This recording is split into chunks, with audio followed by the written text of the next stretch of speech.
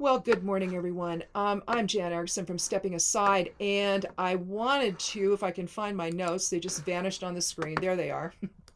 I've started a new, it's just going to be a short uh, uh, series here. Well, yeah, it's not going to be like a long, reading or anything like that. But basically, I've started a new series called Magical Musings, and where I'm going to talk about my own witchy perspective about one thing or another. And today, I wanted to muse a bit about personal responsibility when working magic.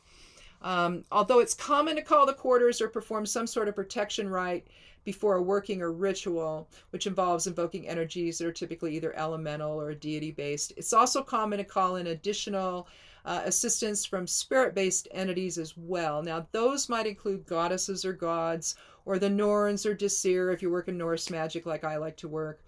If that's your tradition. Olympic spirits can also be called in. Those are usually pretty safe. Even demons, depending on what they are. But you have to be careful because you really don't know who these people are or who these astral entities are, whatever you want to call them. You really don't. And we can only go according to what somebody said, eight gazillion years ago. And hope for the best. Solomon may not have been as on par with some of these demons that he was working with as we think. So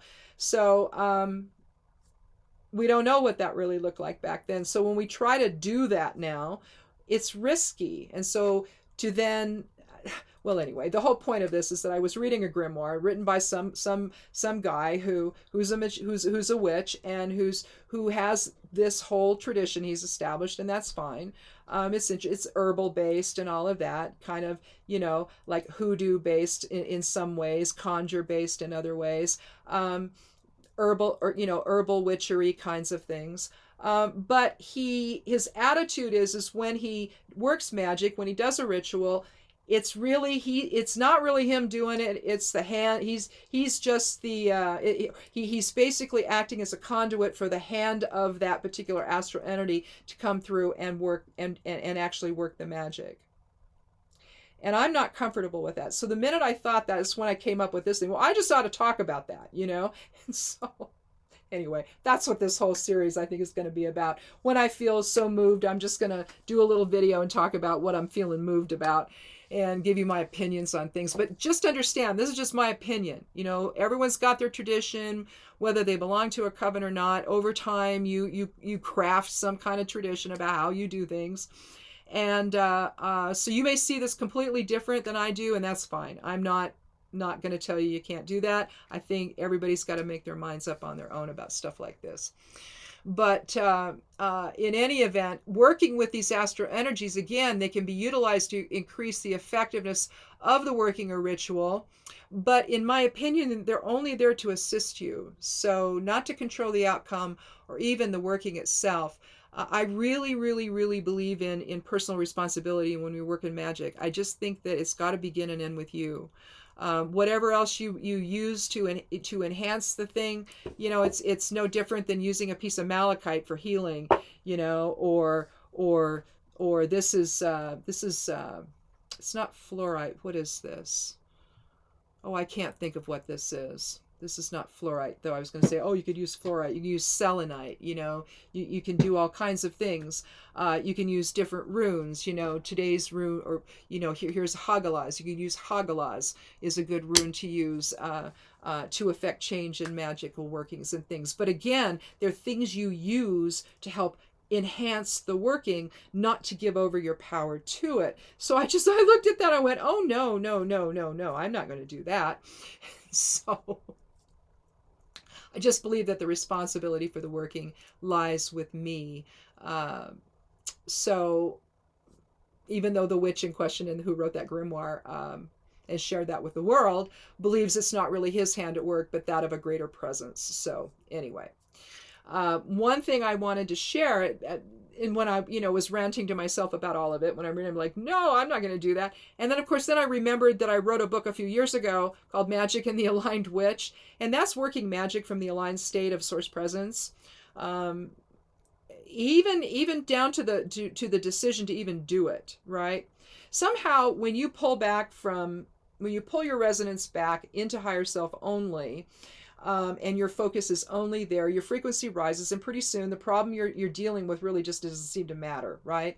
You're able to see it from a greater perspective, because what if what you're looking at is really a function, and it likely is, of someone's soul contract with others prior to incarnating? It's like, okay, we're here to learn. Well, it's not just all good stuff. We're going to experience, say the oppressor in one lifetime, and now you're going to see what it is to be the oppressed, or vice versa, for example. And that's just an example. But you got to let that play out. And if people go and intervene in that whole thing, well, what if that's not part of the soul contract? Right? What if you need to just, and in watching how the whole thing unfolds, maybe you learn something as well. So I think that when you align in your own source presence to work magic, what you're doing is you're letting spirit, your own higher self spirit, come in and really be the authority there. But you're not giving it over to some other astral entity that isn't really part of you necessarily, other than in terms of the collective consciousness, yeah, but not in terms of your own personal energy signature. So that's what I'm saying in terms of that book, that we basically use our own higher selves and our own higher self resonance to help guide our hand, instead of some other astral entity or the ego. God forbid the ego.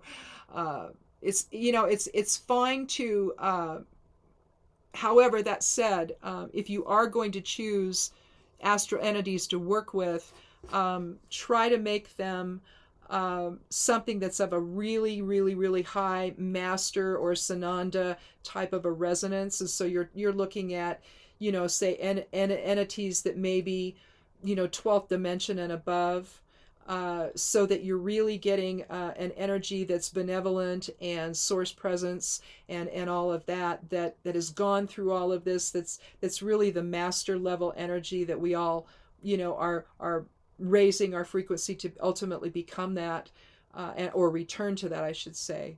But